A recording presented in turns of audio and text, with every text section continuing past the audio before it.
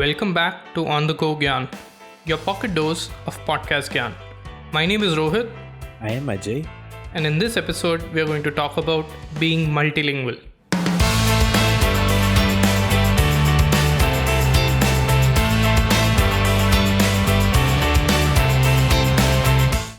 For today's episode, we have a guest among us, Toastmaster Pooja, or how I came to know Pooja is through my journey in Toastmasters. So, Pooja, I would like to ask you to introduce yourself, please.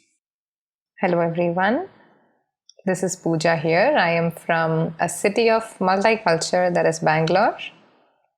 Yeah, I think it's going to be interesting today because we are going to talk about an aspect of culture. So I'm excited to speak about different languages. And yeah, that's about me. I think I'm more excited than you to talk about all these different things. But talking to you, right, I just realized we should do video podcasts because I am really loving the expressions that you're making. Yeah, Rohit and I have never had this experience of video, so he doesn't know.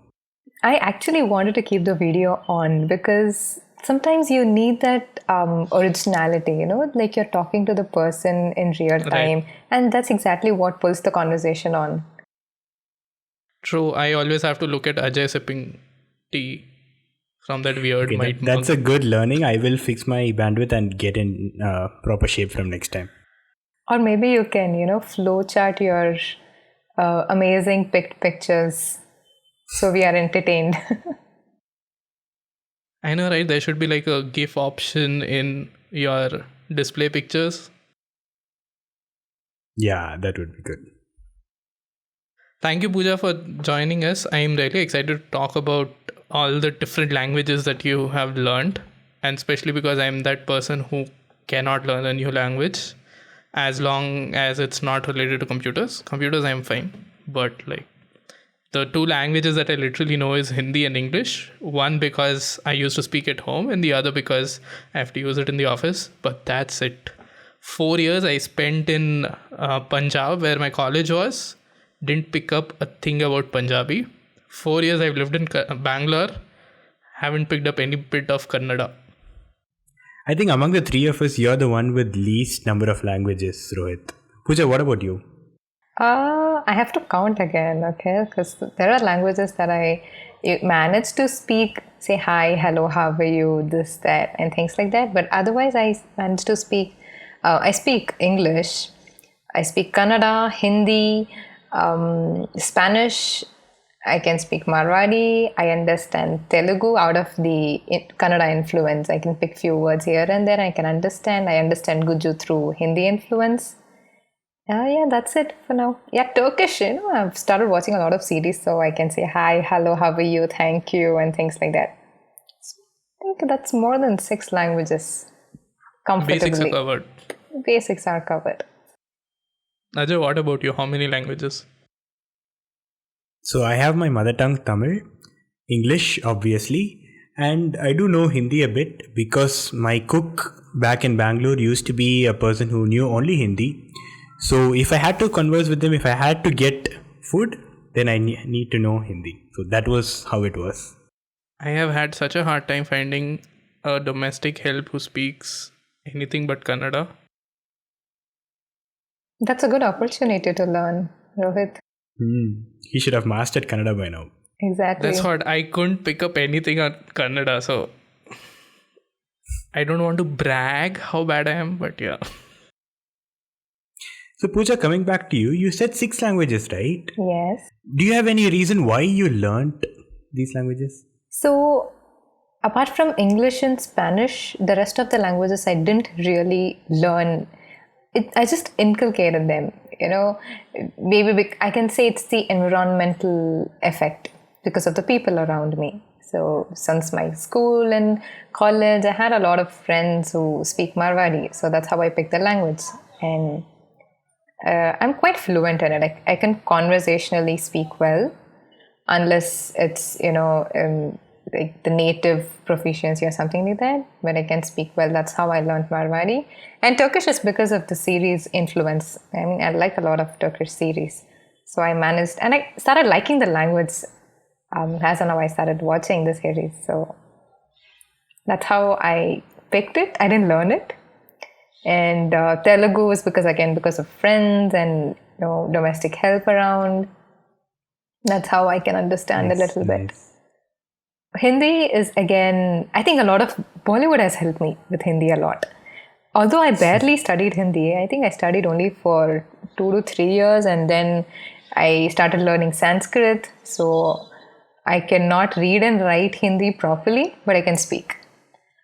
And a lot of Bollywood movies, a lot of Star Plus soap, daily soaps. That's how I managed to, speak Hindi. Kannada, I learned Kannada for, I think, almost 10 years. I can read decent. I can write less than decent, but I can speak decent. So that's how I learned Kannada. And of course, I live in Bangalore. So I think Kannada is something that has... Bangalore has given me a lot of opportunities to brush my Kannada skills a lot. Less of Hindi. It's only listening, more less talking. So Kannada is your mother tongue? No, Kannada is not my mother tongue. An interesting thing here is my mother tongue has no language, but it is no name for the language, I would say, but it is a dialect of Marathi.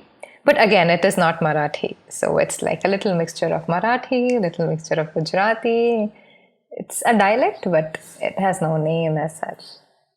So that's another language, interesting language.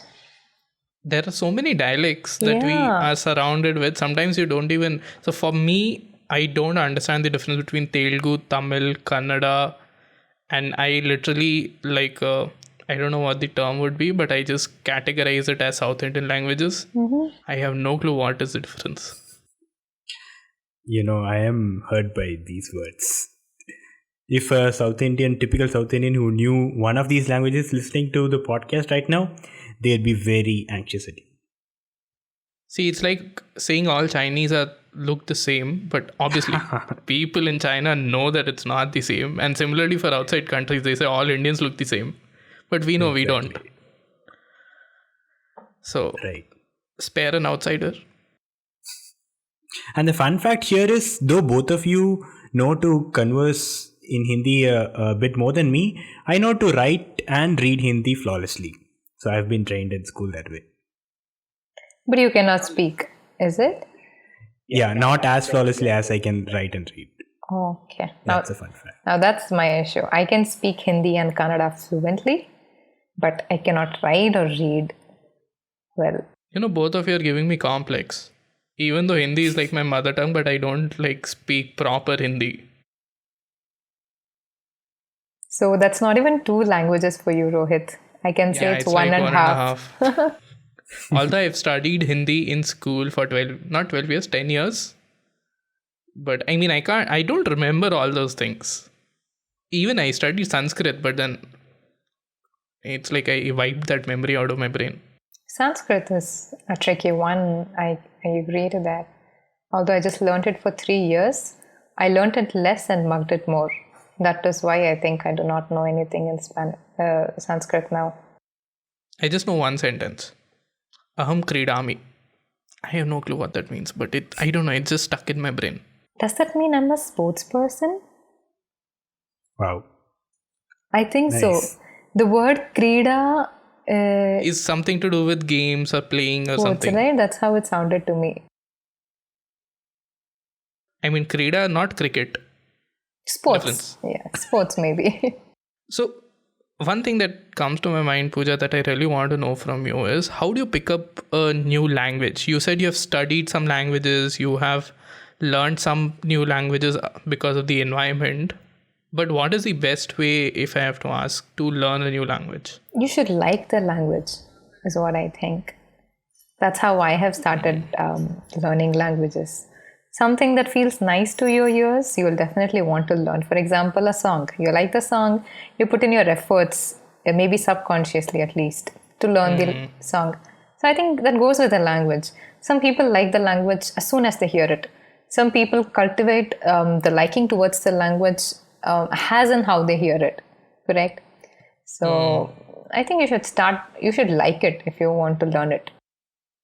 So, does this song Despacito have anything to do with any of your language affinities? No, I learned the language way before Despacito had come into Oh, picture. So I can assume you never liked Gangnam Style.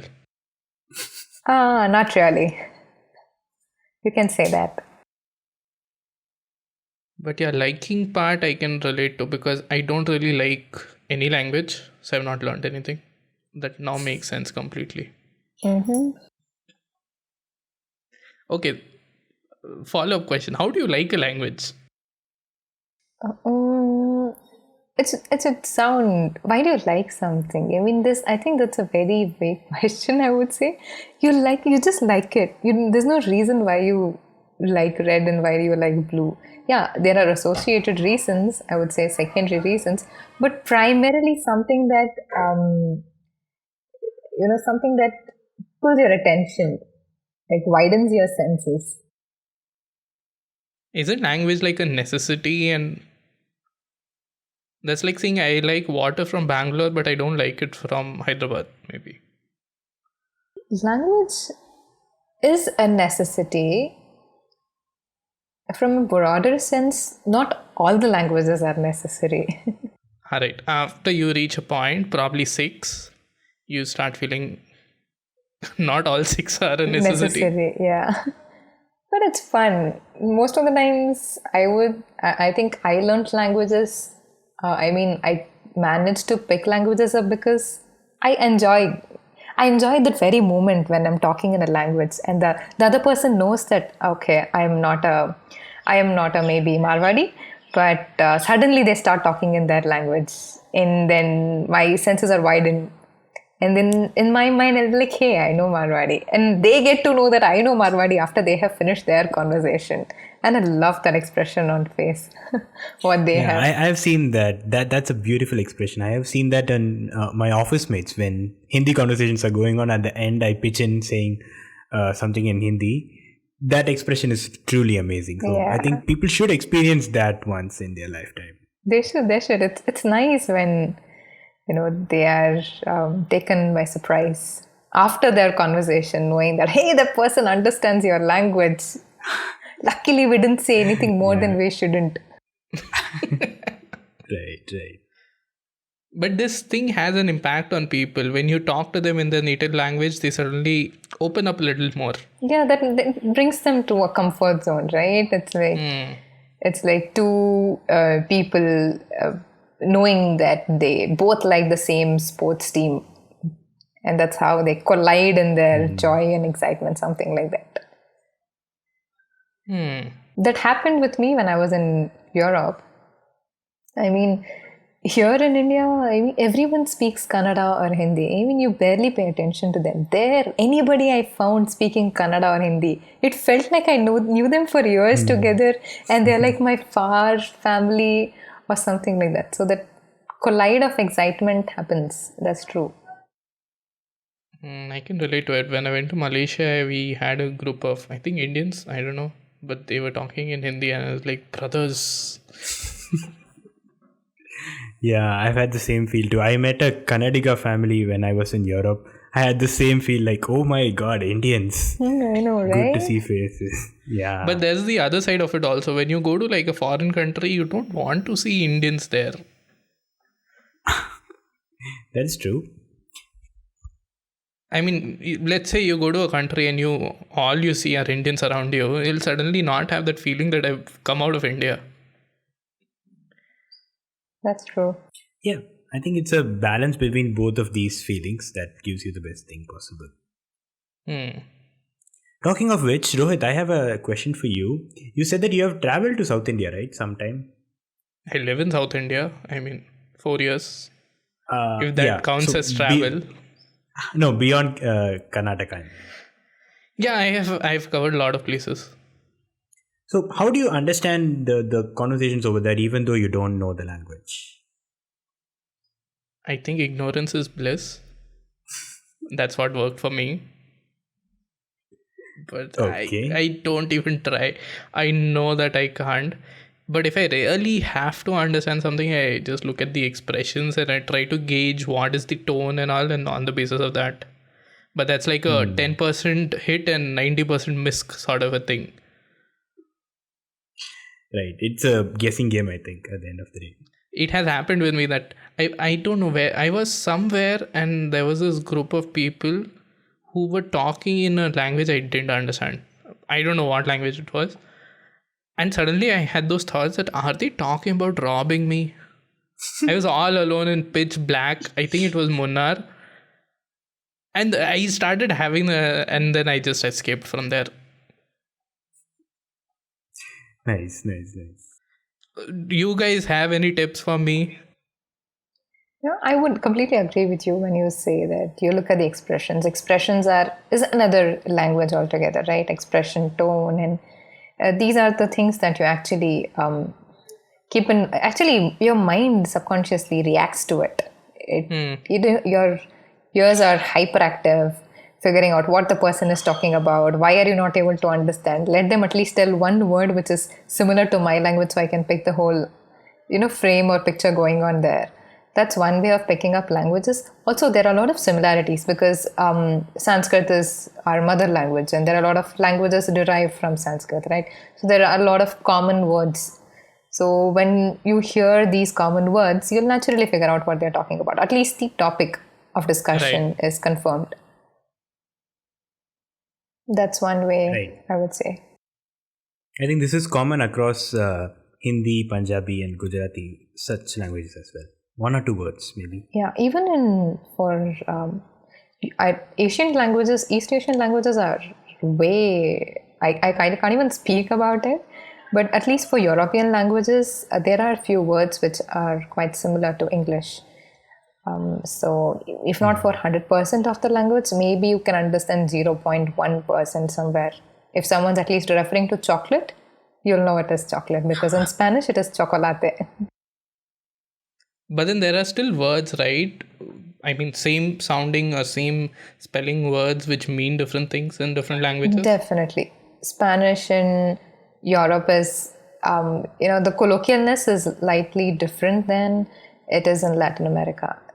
So the same word has two different meanings in two different countries for the same language, of course. So you can't ever be sure. You can be sure, but you just want to make sure before you go there. So those are like the rules of traveling, no? You just want to know a little more about the country and the language and the people before you go there. I think it's the same even for India. There's no one Hindi that we speak. It's so different. Yeah, I've experienced this. So I was in Bangalore when I learned Hindi, and I traveled to Mumbai recently, last year. Not recently, that is.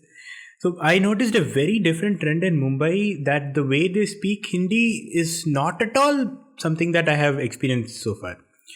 Though I am able to reply to them, but I could not understand whatever they were saying. So I think these accents play a major role in languages. It does. I think we'll take a break at this moment and we'll come back and talk about accents.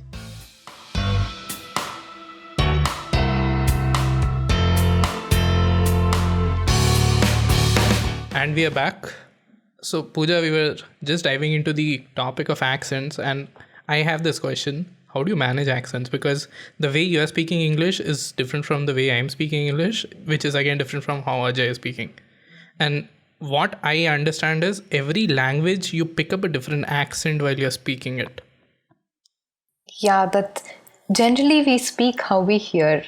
Let's say if you're watching an American English movie and you keep watching American English movie for a very long time, you start picking up their colloquial words, at least how it is with other languages.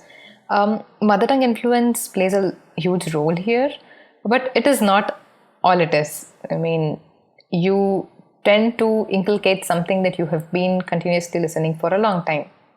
So if you have learned a language the way it is taught to you, you naturally tend to speak it in the same way.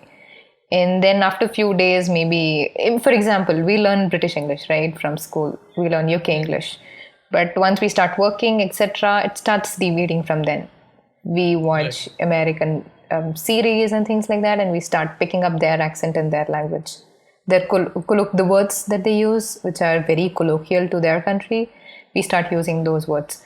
Accent are not something which is not same throughout our speaking journey, right? It changes. Right. Is anyone here a fan of American English? No. Not really. I wish you people could see the expressions me and Pooja made. Yeah. No, not really. But the British English accent to some extent fascinates me. I'm saying some extent because the other bit of it is because I do not understand it sometimes, especially the Scottish English. Isn't British English supposed to be like a sexy accent? Depends on what you're hearing. I mean, obviously, it won't be sexy if someone is talking about murdering you, but in general, It's more polite and maybe a little poetic. I've just heard it, okay? I've heard this thing that it's supposed to be sexy. I don't know. It I'm might just going be. by a word. Okay, so Pooja, you mentioned you know 6 languages, right? Have you ever faced this scenario that you learn a language which is kind of similar and the older language starts fading away or something like that? Yeah, I actually face it real time, because, for example, Uber, and if I pronounce it the Spanish way, it is Uber. So there lies the confusion for me. Sometimes I go around and I say Uber. People correct me, hey, it's not Uber, it's Uber. And the other part, and I go and I start saying it's Uber, and they're like, what are you saying? It's Uber. And so that confusion, comes into picture when you know different languages. And your pronunciation, when you're reading something also, you tend to read it in, sometimes I tend to read things in a little with Spanish accent than I should be doing it in English accent. So that confusion comes into picture. Sometimes happens, there are situations where I forget words in my own mother tongue and I start using words from different language, like Kannada or English. So when I'm personally talking to my family or my sisters, I use more than 2-3 different languages. I start conversing in English, and then after some time I speak a little bit in my language. Then at the end, and I'm like, Görüşürüz, that is Turkish, saying bye bye. They don't understand what that is. They're like, you can't speak so many languages, not at least the ones we do not know. Come back to English or mother tongue, please. So these scenarios happen a lot, at least in my life. I'm on the other side of it usually. When people start conversing in Kannada or something, and I'm just standing there for 2.5 minutes, and then at the end of 2.5 minutes, I say, translate. You must be bored and tired, no? Of telling people, Sometimes I'm translate, happy. translate, I get the summary translate. of it. And maybe by the end of the whole conversation, you must be like, forget it. It didn't interest me. Maybe. Sometimes, if the expressions are not good, right, I ignore it completely. So I'm sometimes saving myself only. I don't have to listen to a tedious 10-minute conversation. I think Ajay But you know, is, this whole concept of translate is the reason why I started picking up the language in the first place. That has been my motivation to learn a new language. Why to go for a translate every time? Instead, why not learn the language? why spend 10 minutes in a conversation when you can get a summary in 2 minutes? Yeah, that is another way to look at it. Interesting. I mean, your mind is free for 10 minutes. You can think about new ideas. And once people are done, they'll anyway translate it for you. Okay, I think we have 2 buckets here. Pooja, which one do you think is good? Or which one do you I think find? learning is more fun than seeing the translated bit. And I think there's a lot of difference in the meaning you derive from the translation. It is never going to be the same from what you. It's like it's second-handed after all. The one when you hear by learning the language is like the natural one. Yeah. So I've experienced this when I learned Hindi, especially. Hindi is an Indian language, so I tried to learn Hindi through English because that is the easiest way to pick it up in office. But I got to know from people that Hindi or any Indian language should be learned through another Indian language. So I went to this strategy of learning Hindi through Tamil, which is my mother tongue, and I think that proved a little more effective when Correct. you're trying to learn a new language, right? Because the mother of English is different than the mother of Hindi. So Exactly. translating one